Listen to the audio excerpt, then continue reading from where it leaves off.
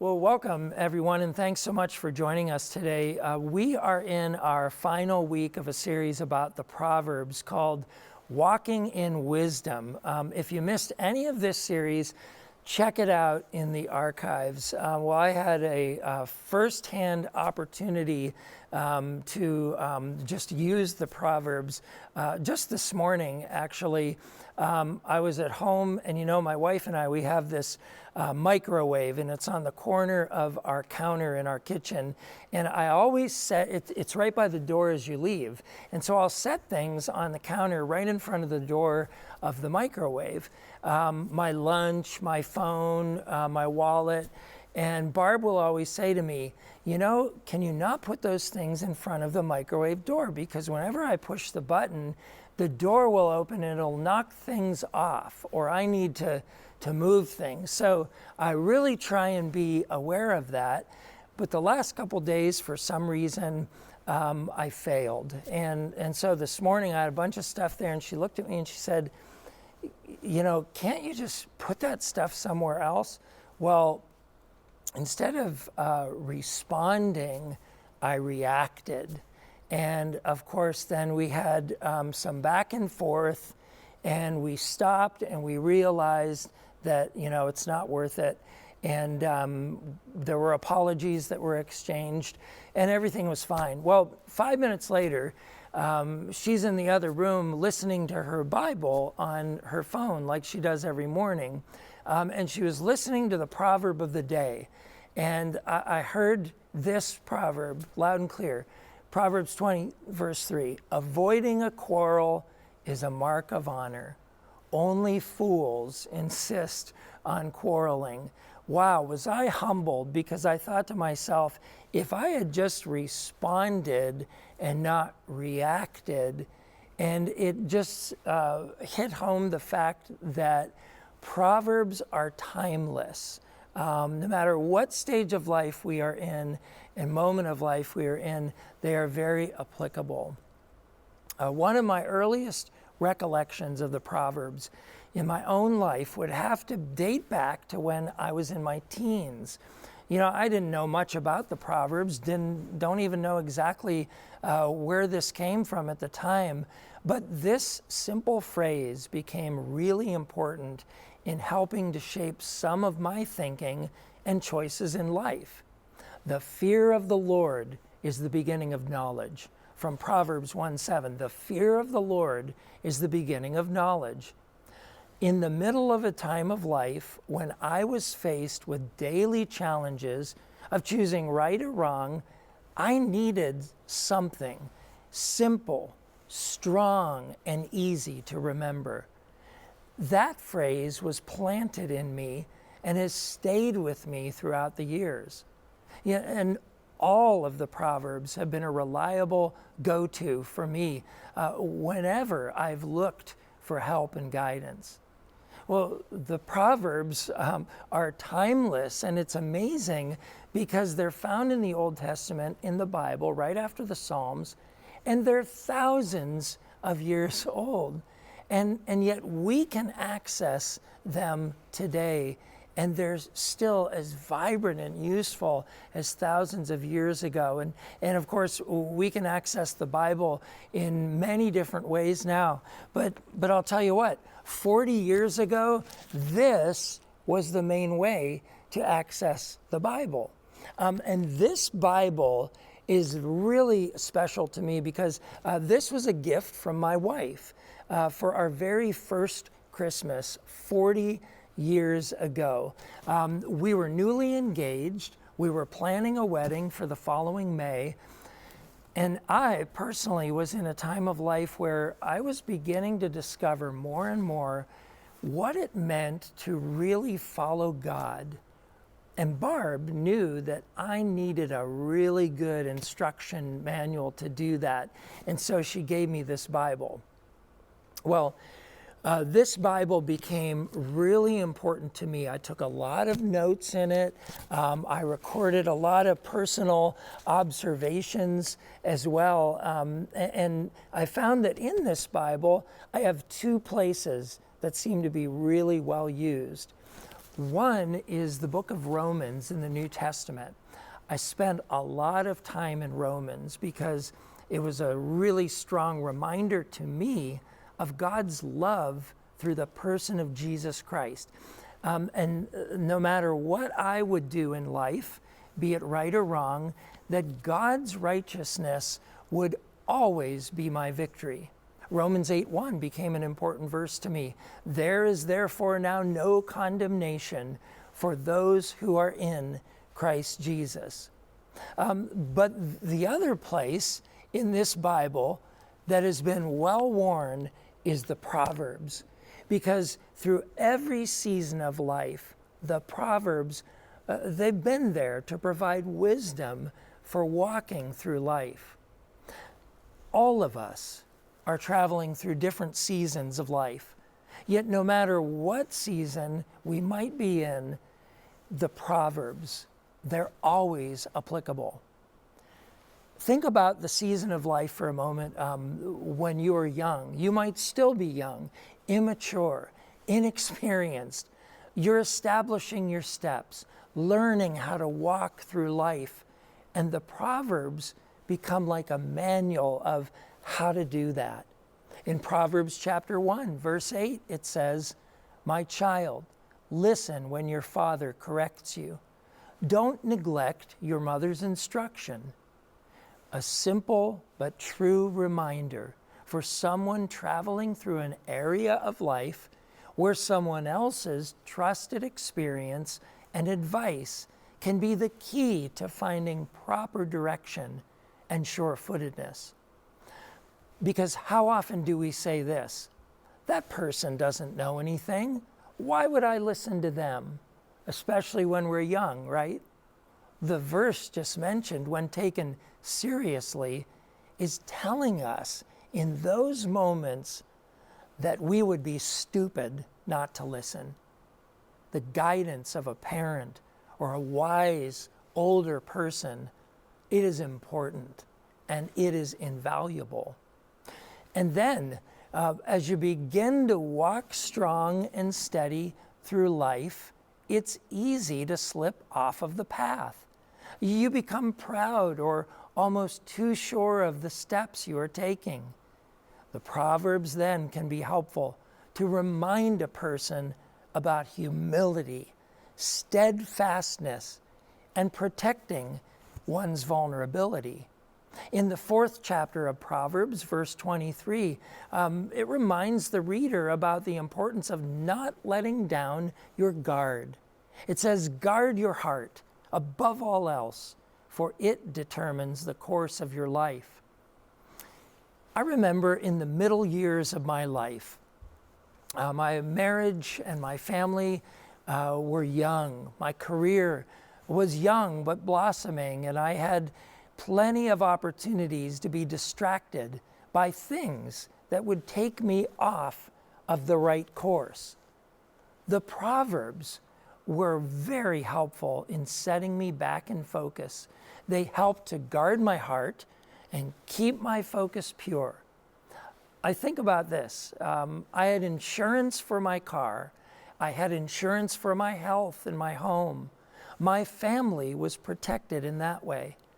But a piece of wisdom like that, guard your heart, it provided assurance for moments when I, as the leader of my family, could be tempted or taken down by decisions or choices that could easily destroy what was most important for my family.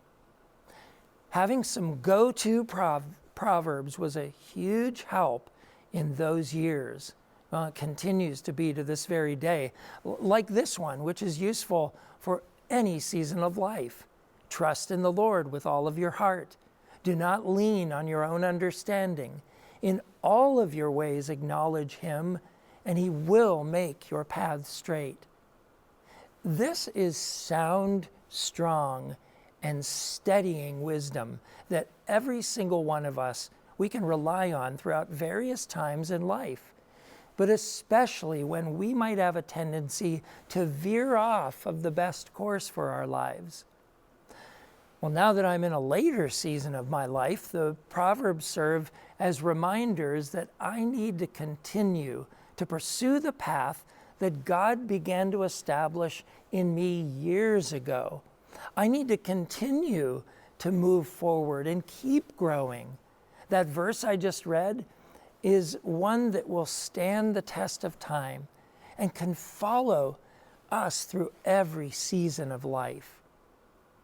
No matter what stage of life you may be in today, embracing the wisdom of the Proverbs will help to govern our lives. These sayings will aid us to not just go through life, but to grow through life. You know, as we've gone through this series, I've thought quite often about the example of Jesus and his living out the wisdom found in the Proverbs. I have found there to be a clear link between the life of Jesus and the wisdom of Proverbs modeled for us in his actions and teachings. Here's what it comes down to: that Jesus is the personification of wisdom. It's a similar thought process to what we experience during the season of Advent. Think about what we say during Advent, the time leading up to Christmas. We talk about how Jesus brought us love, joy, peace, and hope. But then we say that ultimately Jesus embodied all of those things. He is all of those things. And it's the same with wisdom. And so when we learn from Jesus, we are watching wisdom in action. He is wisdom. He is our example. Think about this.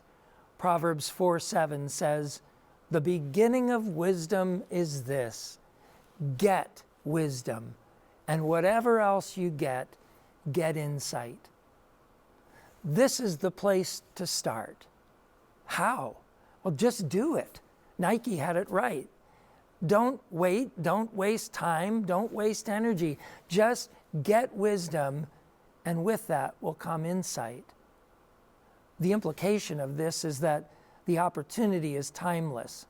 It is always there, never early, never too late. So whatever your age, this is something that anyone may acquire. Now listen to what Jesus said in the Gospel of Matthew. "Anyone who listens to my teaching and follows it is wise, like a person who builds a house on solid rock." If you are young, this is great news. You may start fresh, learn lessons, and be assured that you're living out God's best for your life. Building your life on the wisdom of Jesus is like building a structure on solid rock. If you're older, is it too late? No way. I was thinking about my neighbor's house when I read this. They had a modular home that the original owner had brought in and just kind of set on the ground and lived in. Years later, when they purchased it, because it was on a hill, they were able to actually dig underneath it, lay a foundation, and then build basement walls around the bottom perimeter that the house could then sit upon. It was like they did it backwards, and they did actually, but it worked. It was not too late. This is great news for anyone who thinks that it is too late to work on gaining wisdom and insight for life. I mean, don't we see this throughout the gospel stories where someone would begin to follow Jesus and they would be changed and they would become new? In Romans, it says that we can have renewed minds through the transformational power of Jesus Christ. How do we get the ultimate wisdom that we need for life? We'll follow the one who is wisdom, Jesus. Learn about him. Learn from him, no matter how old or how young we might be. Proverbs 18:15 says, "Intelligent people are always ready to learn. Their ears are open for knowledge. You may think you're not intelligent. But here's the good news. You are. Everyone is. Recent studies have proven that it is not the level of intelligence that is important to define someone, but rather the style of intelligence that they possess. Listen, God has created each one of us with a variety of intelligences so that we may fit together well in society and find success together through the various gifts that we have, which complement and complete one another. And so Jesus comes along and he asks people to follow him, gives them hope by offering them a new foundation through him. And then he teaches them how to love, live, and make wise decisions in life based on the gifts that he has given each person. And then he says this in the Gospel of John. Jesus said to the people who believed in him, "You are truly my disciples if you remain faithful to my teachings, and you will know the truth, and the truth will set you free." Jesus is talking about remaining true to him, continuing to grow in him, and never stop pursuing that which he is all about, wisdom. Because if we are relying only on our intelligence and the limited power that our brain offers, we find ourselves kind of trapped within the confines of that limited space, right? We continue to make the same mistakes, commit the same sins, and be tripped up by our own pride. But by following Jesus, we invite the Holy Spirit into our lives. He breaks the limitations of who we are and takes us way beyond ourselves. That explains the moments in life where we find ourselves consulting with God. It's called prayer, right? And we walk away from a moment and we say, "I am so glad that I didn't say anything in that instance. I'm glad I consulted with the Lord first. He gave me wisdom there. He shut my mouth." I don't know about you, but I need this kind of help. I need this wisdom in my life. This should inspire us all to pursue wisdom on a regular basis. In Ecclesiastes, it says, "Whatever you do, do well. For when you go to the grave, there will be no work or planning or knowledge or wisdom." This should inspire us to not stop pursuing the Lord's best in life for everything that we do. Whether we are still in school, in the midst of our midlife, perhaps a young adult in college, or either someone who is on the verge of retirement, or you are retired, don't stop pursuing wisdom. I remember many years ago, probably 35 years ago now, Barb and I went to this church in Harbor Creek, and there was a woman there who played the organ every Sunday. She was very talented, in her late 60s. She was at the age when most people are starting to ease up and slow down, and she said she was going to go back to college and begin to take classes. Now, a friend of mine observed this and kind of laughed and said, "Why in the world would she start college now? Don't you think it's a little late?" It's never too late. Just do it. Get wisdom, and with it will come insight. If we are not moving toward better things in our lives, we are either moving in the opposite direction or not moving at all. My son-in-law, Jeff, is a builder. He built some beautiful stairs the other day, and my daughter Sarah said to him, "Those are incredible. How can you do that?" And he said, "One step at a time." Very funny, right? But very true. Maybe today you're feeling stuck, stagnant, depressed. Maybe you want to start something new, but you just feel unmotivated or not capable. Going back to the verse that we started with, the fear of the Lord is the beginning of knowledge. You know, to fear in this context means to revere. It is a stepping back and seeing something for all that it is worth. And in this case, it is the awe-inspiring awesomeness of God and the fact that He is for us and not against.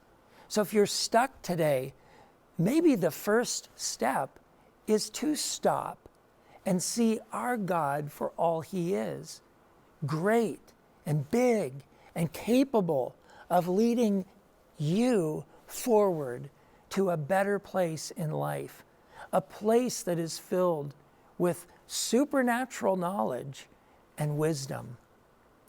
Why not begin today with a simple step in a deeper direction toward wisdom? Of course, the Proverbs are always available. Again, reading a proverb every day is certain to continue to move a person in a deeper place of wisdom and knowledge. But here are some other steps to help anyone who wants to grow in wisdom and to dive deeper in life. First of all, read the Bible. God's Word will provide wisdom for you. Let us know if you are in need of a Bible, or if you need to know how to put the Bible on your phone. We can assist you with that. Just reach out. The second is this: read good books. Other good, reputable books will help you to dive deeper, grow stronger, and be challenged in your faith. We have a great resource for you today. Some of the staff picks of books that have been important to us as individuals in ministry and beyond. You may access that list with the QR code or by going to our website. Next one, take a class. Join a small group. Being in a class with other people who are just like each one of us, it's inspiring, motivating, and just plain important. Well, here's a great example. Maybe you're hesitant to read the Bible because you just don't understand it. Well, sign up for Pastor Brian's New Testament class. This is a 4-week class beginning in March, designed to help you to understand the basics and beyond of the New Testament. It is free, there are no tests, and this is a brand new teaching from Pastor Brian.